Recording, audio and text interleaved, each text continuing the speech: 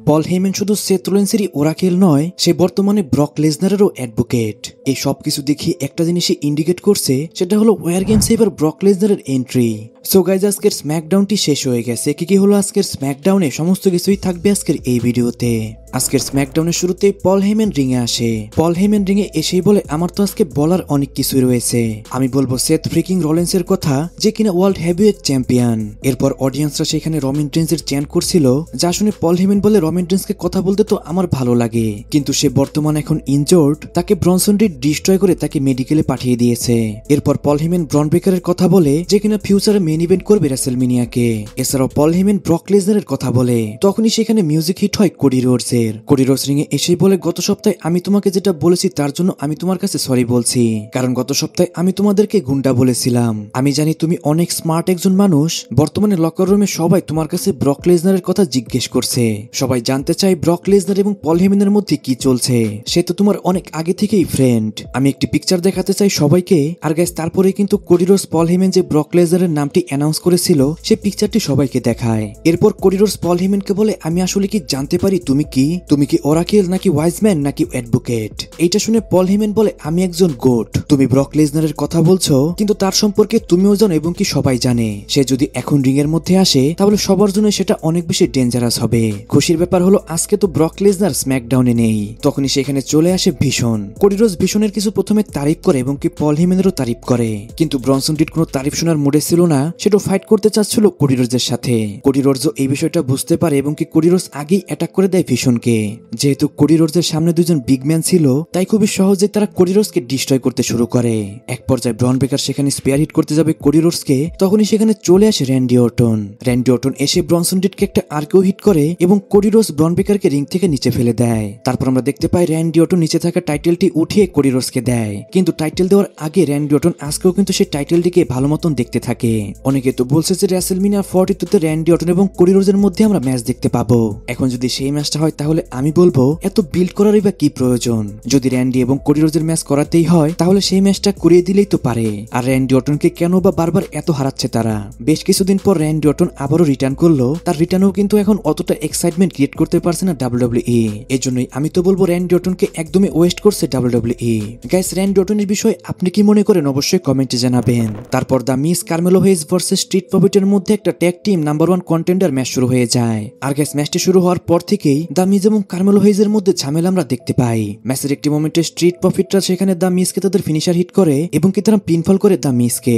পাশ থেকে দাঁড়িয়ে দাঁড়িয়ে দেখছিল কার্মেলো হেইজ। সে ইচ্ছা করলে কিন্তু সেখানে পিনফলটি কাউন্টার করতে পারতো, কিন্তু সেখানে কার্মেলো হেইজ কোনো কাউন্টার করে না। অনায়াসে সেখানে স্ট্রিট প্রফিটরা পিনফল করে দা মিজকে এই ম্যাচটার মধ্যে উইন করে যায়। এরই মাধ্যমে স্ট্রিট প্রফিটরা হয়ে গেল নাম্বার 1 কন্টেন্ডার ট্যাগ টিম চ্যাম্পিয়নশিপের জন্য। তারপর জুলিয়া, কিয়ানা জেমস ভার্সেস মিসেন এবং বিফেবের মধ্যে একটা ট্যাগ টিম ম্যাচ শুরু হয়ে যায়। সাধারণ একটা ম্যাচ হয়, যেখানে কিনা জুলিয়া এবং কিয়ানা জেমসই উইন করে যায়। তারপর ড্রু ম্যাকেন্টায়ার রিংয়ে আসে। ড্রু ম্যাকেন্টায়ার এসেই বলে, এইটা সেই এরিনা যেখানে আমি 2017 সালে রিটার্ন করেছিলাম, আর এইটাই সেই এরিনা যেখানে আমি র্যান্ডি অর্টনকে হারিয়েছিলাম। এই এরিনার মধ্যে আমি গত সপ্তাহে চ্যাম্পিয়ন হতে পারতাম, কিন্তু আমি এখন চ্যাম্পিয়ন নই। এর কারণ হচ্ছে কোডি রোডস। কোডি রোডস আমার সাথে মাইন্ড গেম খেলেছে, আর রেফারিও আমাকে আটকিয়েছে, কিন্তু আমি বুঝতে পারলাম না কেন আমাকে রেফারি আটকালো। আমি তো কোনো ডিকিউর মুভ ব্যবহার করিনি, আর ক্লেমর তো কোনো ইনলিগাল মুভও নয়, তাহলে কেনই বা আমাকে রেফারি আটকালো? এখন তো আমি বুঝতে পারছি রেফারিও কোডি রোডসের হয়ে কাজ করে। আমি রেফারিকে ব্লেম করছি না, আমি তো রেফারিকে ক্ষমা করে দিচ্ছি। সবকিছুর মূলে হচ্ছে কোডি রোডস, কারণ তার কাছে এতটা হিউজ পাওয়ার রয়েছে, সে এখন এর কারণেই কারাপ্ট হয়ে গেছে। তখনই সেখানে নিকোলডিস আসে। নিকোলডিস এসে বলে, তুমি যেটা বলেছো সেটা কিন্তু ঠিকই, কিন্তু তুমিও জানো আমিও জানি এটা হলো রেসলিং। এখানে একজন হারবে, এইখানে একজন জিতবে, এটা একটা সাধারণ বিষয়, তাই এত এক্সকিউজ দিও না। তোমার পায়ে এখন ইনজুরি রয়েছে, তুমি ডাব্লিউডাব্লিউ মেডিকেল টিমের সাথে কথা বলো। যেটা শুনে ড্রু ম্যাকেন্টায়ার অনেক রেগে যায়। সে বলে, আমি ডাব্লিউডাব্লিউ মেডিকেল টিমে কেন যাব? কারণ এখন ডাব্লিউডাব্লিউ মেডিকেল টিম নেই, মেডিকেল টিমে এখন কোডি রোডসের হয়ে গেছে। নিকোলডিস বলে, তুমি মনে করো তুমি ডাব্লিউডাব্লিউ কারাপশনের জন্য ডাব্লিউডাব্লিউ চ্যাম্পিয়ন হতে পারোনি। সব থেকে বড় কথা হচ্ছে তুমি ম্যাচটি হেরে গেছো, আর সেই ম্যাচের মধ্যে রেফারির ডিসিশনই কিন্তু ফাইনাল ডিসিশন ছিল।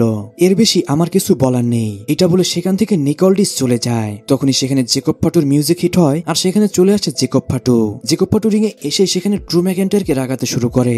এতে ড্রু ম্যাকেন্টায়ারও অনেক বেশি রেগে যায়। সে জেকব ফাটুকে একটি গ্লাসগো কিস হেডবাট হিট করে। প্রথমে তো জেকব ফাটু এইটাকে পড়ে যায়, কিন্তু জেকব ফাটু আবারও ফাইট ব্যাক করে। এরপরে জেকব ফাটু ড্রু ম্যাকইন্টায়ারকে সেখানে একদমই ডিস্ট্রয় করে দেয়। গাইস এখানে কিন্তু ড্রু ম্যাকইন্টায়ারকে একদমই ওয়েস্ট করছে ডাব্লিউডাব্লিউই। ড্রু ম্যাকইন্টায়ার যে পর্যায়ে সুপারস্টার, তাকে তো অন্তত আরো ভালো ভালো রাইভালরি দেওয়া উচিত। আমি বলছি না জেকব ফাটু কোনো খারাপ অপোনেন্ট, কিন্তু তারপরও ড্রু ম্যাকইন্টায়ার আরো ভালো ডিজার্ভ করে। অন্তত জন সিনার ফেয়ারওয়েল ট্যুর শেষ হওয়ার আগে ড্রু ম্যাকইন্টায়ারের সাথে জন সিনার একটা ম্যাচ হওয়া কিন্তু উচিত ছিল। আমার কাছে এখন বর্তমানে সত্যি ড্রু ম্যাকইন্টায়ারের পোস্ট দেওয়া দেখে আমার কাছে অনেক খারাপ লাগে। ডাব্লিউডাব্লিউ শুধু ড্রু ম্যাকইন্টায়ার এবং র্যান্ডি অর্টনকে টাইটেল ম্যাচে রাখেই, কিন্তু ডাব্লিউডাব্লিউ কখনোই ড্রু ম্যাকইন্টায়ার এবং র্যান্ডি অর্টনকে টাইটেল উইন করায় না। আমি বুঝি না কেন ডাব্লিউডাব্লিউ এরকম করছে এই দুজন সুপারস্টারের সাথে। গাইস এই বিষয়ে আপনি কি মনে করেন অবশ্যই কমেন্টে জানাবেন। তারপর সেমিজেনের ইউনাইটেড স্টেটস ওপেন চ্যালেঞ্জ শুরু হয়ে যায়। সেখানে আজকে সেমিজেনের অপোনেন্ট হয়ে আসে জোবান এভান্স, যে কিনা এনএক্সটির একজন সুপারস্টার। আর গাইস তারপরে কিন্তু এই ম্যাচটি তাদের মধ্যে অসাধারণ একটি ম্যাচ হয়। ম্যাচের মধ্যে সেমিজেন এবং জোবানের কেমিস্ট্রি কিন্তু দেখার মতো ছিল। ম্যাচের একটি মোমেন্টে জোবান তার ফিনিশার ওজি কাটার হিট করে সেমিজেনকে। এরপর সে সেমিজেনকে পিনফল করে, কিন্তু সেখান থেকে কিক আউট করে যায় সেমিজেন। তারপর সেমিজেন একটা হেলোয়া কিক হিট করে এই ম্যাচটার মধ্যে জোবানকে হারিয়ে দেয় এবং কি সে তার টাইটেলটিকে রিটেন করে নেয়। গাইস এই ম্যাচের মধ্যে যেভাবে সেমিজেন জোবানকে চান্স দিয়েছে, ঠিক এইভাবে কিন্তু 10 বছর আগে জন সিনাও সেমিজেনকে চান্স দিয়েছিল, যখন কিনা সেমিজেন একজন এনএক্সটির সুপারস্টার ছিল। এই জন্যই গাইস আমার কাছে সেমিজেনকে অনেক বেশি ভালো লাগে। সেমিজেন কখনোই তো জন সিনার সমান সুপারস্টার হতে পারবে না, তারপরেও কিন্তু সেমিজেনের ক্যারেক্টার আমার কাছে অনেক ভালো লাগে। আর গাইস আজকের স্ম্যাকডাউনের মধ্যেই কিন্তু একটা নিউজ অনেক বেশি ভাইরাল হয়ে যায়, যেখানে কিনা আমরা জানতে পারি এজে স্টাইল 2026 সালের মধ্যে রিটায়ার্ড হয়ে যাবে। এজে স্টাইল বলে সে এখন বর্তমানে মেডিকেলি ঠিকই আছে, কিন্তু সামনে তার বডি ঠিক থাকবে না সেটা সে জানে। তাই সে চায় তার বডি তার সঙ্গ দেওয়া ছাড়ার আগেই সে রিটায়ার্ড হয়ে যাবে ডাব্লিউডাব্লিউ থেকে। এটা কিন্তু আসলে অনেক বেশি স্যাড একটা নিউজ ছিল। এজে স্টাইলের মতো সুপারস্টারও 2026 সালের মধ্যে রিটায়ার্ড হয়ে যাবে, এটা সবার কাছেই অনেক হতাশাজনক একটা নিউজ ছিল। এমনটাও শোনা যাচ্ছে যে 2026 সালের মধ্যে ব্রক লেসনারও রিটায়ার্ড হয়ে যাবে। গাইস একটা সময় তো সমস্ত লেজেন্ডরাই অবসরে যাবে, কিন্তু তারপরেও এত তাড়াতাড়ি যদি সব লেজেন্ডরাই অবসরে যায়, তাহলে কিন্তু ডাব্লিউডাব্লিউর মজা অনেকটাই নষ্ট হয়ে যাবে। তারপর আজকের মেইন ইভেন্টে টিফানি স্ট্র্যাটন, নায়া জ্যাক্স ভার্সেস জেড কার্গিলের মধ্যে একটা ট্রিপল থ্রেট চ্যাম্পিয়নশিপ ম্যাচ শুরু হয়ে যায়। ম্যাচটি মোটামুটি ভালোই ছিল, কিন্তু ম্যাচের একদম লাস্টে একটা বস হয়ে যায়। টিফানি স্ট্র্যাটন ভুলে যায় ম্যাচের এন্ডিং, কিন্তু তারপরও রেফারি টিফানি স্ট্র্যাটনকে সেটা বুঝিয়ে দেয়, আর তারপরে টিফানি স্ট্র্যাটন তার ফিনিশার হিট করে এই ম্যাচটার মধ্যে উইন করে যায়। আর গাইস এরই মাধ্যমে কিন্তু টিফানি স্ট্র্যাটন তার টাইটেলটিকে আজকেও রিটেন করে নিল। ম্যাচটি শেষ হওয়ার পরে সেখানে স্টেফানি বেকর চলে আসে, আর তারপরে টিফানি এবং কি স্টেফানির মধ্যে একটা ফেস অফ আমরা দেখতে পাই, কারণ এই দুজনের মধ্যে ক্রাউন জুয়েলে কিন্তু চ্যাম্পিয়ন ভার্সেস চ্যাম্পিয়ন ম্যাচ হবে। গাইস আজকের স্ম্যাকডাউনে কিন্তু সেরকম কিছুই ছিল না।